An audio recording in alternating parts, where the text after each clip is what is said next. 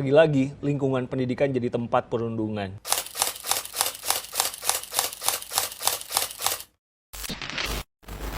Sebelumnya mau nanya, kakak dari jurusan apa nih? Saya dari jurusan pendidikan biologi. Pendidikan biologi. Kakak berarti pernah pesantren gitu dulunya? Ya, pernah Pernah 6 pesantren. tahun. 6 tahun. Oke, baik. Jadi di sini kami akan mewawancara terkait perilaku senioritas terhadap dampak psikologis santri gitu kan. Jadi sasaran kita itu alumni dari pesantren ini sendiri. Kakak berarti salah satunya ya. Baik, yang pertama mungkin apakah ada perilaku senioritas di lingkungan pesantren waktu kakak dulu? Tergantung ya, kan saya pesantren tuh dua ya, ada yang modern sama yang salafi. Kalau di modern itu nggak ada kayak senioritas untuk atau junior juga nggak ada. Tapi kalau di salafi itu benar-benar kelihatan banget gitu. Kalau udah yang lama itu kayak berkuasa banget seperti itu. Jadi benar-benar ada banget senioritas. Oke, berarti ada ya kak. Ya. Baik, selanjutnya ada pertanyaan. Paling ini sih mau nanyain siapa sih yang jadi pelaku utama tindakan senioritas itu? Biasanya yang jadi pelaku itu yang paling lama mondoknya seperti itu. Jadi kayak kakak kelas yang udah misalkan udah 6 tahun gitu, misalkan kita baru anak baru nih, misalkan aku tuh satu aliyah nih, tapi aku tuh baru masuk SMA seperti itu. Tapi itu kan dia udah dari SMP. Nah, jadi dia kan udah 4 tahun ya, jadi aku tuh manggil ke dia tuh harus teteh gitu. Meskipun ke aku misalnya satu aliyah, dia 3 SMP, aku tetap harus manggil teh gitu. Jadi dihitungnya dari kelamaannya, bukan dari usia gitu. Oh iya, betul. Dan dalam senioritas itu ada perlakuan kekerasannya nggak? Hanya disuruh-suruh aja ataupun di Ya, pastinya ada. Jadi suka kayak kita teh misal apa sih? Kalau misalnya disuruh gitu, kita juga harus bisa gitu, harus mentaati berarti gitu, ya? harus nurut Iya. gitu. Soalnya malu gitu kalau ini gitu. Dan itu teh di mana lokasi spesifiknya terjadi interaksi senioritas gitu.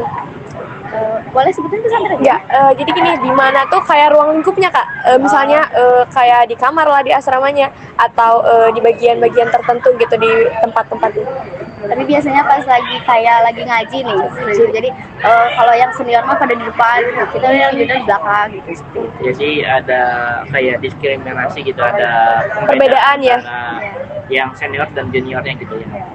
Tapi itu hanya berlaku di salafi saja gitu. Kalau di modern mah enggak sih, enggak ada.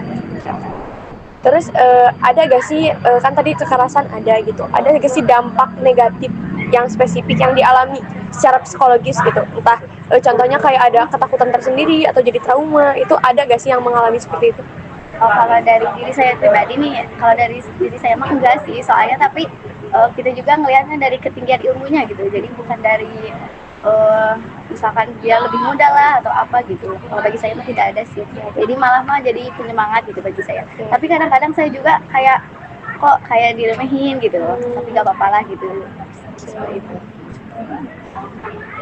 Terus ada lagi kayak ngaruh gak sih kayak hal ini tuh jadi menurunkan semangat belajar ataupun menjadi dampak psikologisnya tuh kayak motivasi belajar tuh jadi menurun karena ya mungkin ada ketakutan tersendiri ketika belajar atau ngaji. Ada.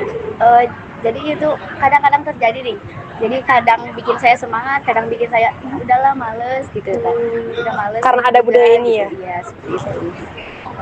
Paling yang terakhir itu seperti kalau misalnya udah ada terjadi kekerasan ataupun hal-hal yang sudah fatal gitu, bagaimana sih mekanisme dari pesantrennya atau pelaporan penanganan keluhan terkait budaya senioritas ini?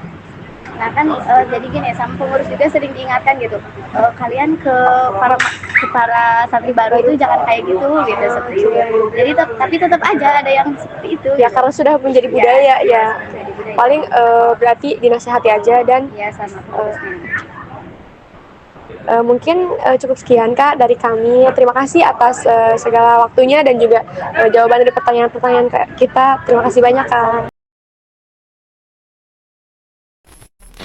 Polisi mengungkap motif kekerasan yang mengakibatkan meninggalnya BBM, santri di sebuah pondok pesantren di Kediri pada Jumat 23 Februari 2024. BBM yang masih berusia 14 tahun meninggal dengan kondisi terluka, mengeluarkan darah dan ada bekas sundutan rokok di tubuh. Tempat tempat yang seharusnya menjadi ruang untuk akhlak dan ilmu, tetapi masih ada perilaku senioritas yang justru melukai. Ketika kekuasaan disalahgunakan, rasa aman hilang, motivasi belajar meredup, dan juga para santri bahkan merasakan dampak yang tak terlihat. Inilah justru realita yang harus kita berani suarakan, bukan agar pesantren terlihat kembali menjadi ruang untuk tumbuh, bukan ruang bagi rasa takut.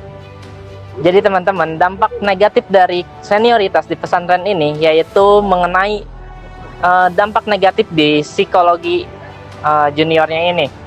Salah satunya adalah junior ini mengalami stres dan trauma yang cukup berat, dan ini merupakan dampak negatif yang berkepanjangan, di mana junior ini akan mendapatkan dampak buruk untuk motivasi belajarnya. Apa saja sih upaya mencegah senioritas?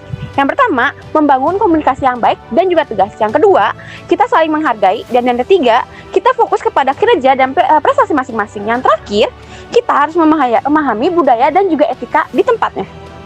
Berdasarkan hadis, seorang mukmin dengan mukmin lainnya itu bagaikan satu tubuh. Hadis riwayat Muslim. Uhuwah Islamiyah itu mengajarkan kita untuk saling menghormati dan membimbing. Sehingga senioritas di lingkungan pesantren itu seyoginya digunakan untuk kebaikan, bukan untuk menunjukkan kekuasaan. Kesimpulannya adalah senioritas yang tidak sehat hanya akan menimbulkan masalah-masalah baru di lingkungan pesantren. Untuk itu, kami mengajak teman-teman semua agar selalu senantiasa menjadi orang yang beradab, ke yang lebih tua menghargai dan ke yang lebih muda menghargai. Sekian dari kami. Wassalamualaikum warahmatullahi wabarakatuh.